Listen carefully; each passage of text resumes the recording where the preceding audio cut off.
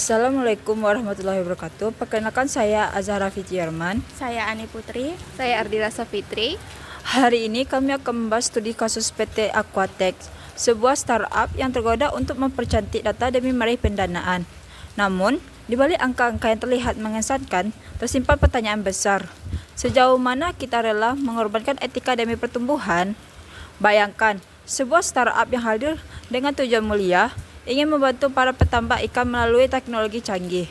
Namun ironisnya, di balik solusi yang dijanjikan, justru muncul praktik-praktik merugikan secara etika. Bukankah sangat disayangkan ketika teknologi yang seharusnya menjadi harapan malah berubah menjadi sumber dilema moral? Baiklah, di sini kami akan membahas kasus PT Aquatex. Baiklah, saya akan masuk ke poin yang pertama, yaitu jenis pelanggaran etika oleh manajemen. Pada kasus PT Aquatex, manajemen melakukan pelanggaran etika berupa misleading data, yaitu penyajian data yang tidak jujur. Mereka memasukkan pengguna yang sudah tidak aktif selama 6 bulan sebagai active user dan menampilkan forecasting keuntungan yang 30% lebih tinggi dari kenyataannya. Tindakan seperti ini sangat berbahaya karena dapat menyesatkan investor dan merusak kepercayaan publik terhadap laporan keuangan. Yang kedua, pihak yang bertanggung jawab dalam kasus ini. Dalam kasus ini, CEO dan CFO bertanggung jawab secara moral karena merekalah yang memberikan instruksi untuk memanipulasi data. Secara operasional, tim data dan IT juga bertanggung jawab karena mereka yang mengeksekusi perubahan pada sistem.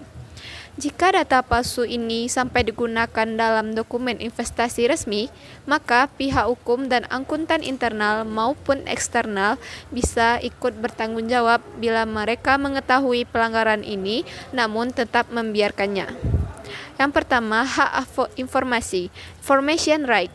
PT Aquatex juga melanggar hak informasi pengguna. Mereka mengumpulkan data secara detail tanpa persetujuan yang jelas. Bahkan jika data itu dijual tanpa informed consent, maka perusahaan telah melanggar Fair Information Practice.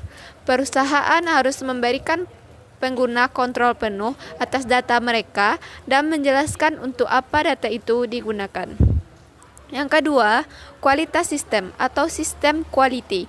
Manipulasi data pada algoritma forecasting membuat kualitas sistem informasi perusahaan menurun. Data yang tidak akurat akan merusak akuntabilitas karena perusahaan bisnis seharusnya dibuat berdasarkan data yang nyata dan dapat dipercaya. Poin yang ketiga yaitu isu kualitas hidup dan rekomendasi kesejahteraan karyawan.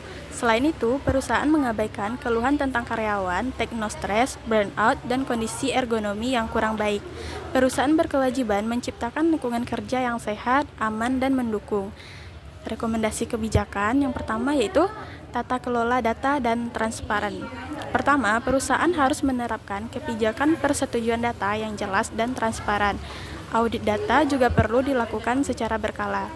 Yang kedua, perlindungan privasi. Pengguna harus diberi kontrol penuh atas data mereka. Data hanya boleh digunakan sesuai tujuan yang telah disetujui.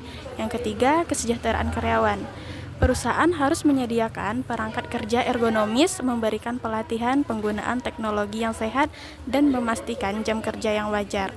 Fasilitas kesehatan mental seperti konseling juga penting disediakan. Sekian. Dari kasus PT Aquatex, mengingatkan kita bahwa teknologi tanpa etika bisa menjadi ancaman dan pertumbuhan tanpa akuntabilitas hanya ilusi. Sebagai calon profesional di bidang sistem informasi dan teknologi, tugas kita bukan hanya menciptakan sistem yang cepat dan canggih, tetapi juga sistem yang adil, jujur, dan berpihak pada manusia. Karena pada akhirnya, akuntabilitas bukan soal takut dihukum, melainkan soal keberanian untuk bertanggung jawab atas setiap dampak dan keputusan yang kita ambil. Terima kasih telah menyaksikan video kami, semoga bermanfaat. Assalamualaikum warahmatullahi wabarakatuh. See you!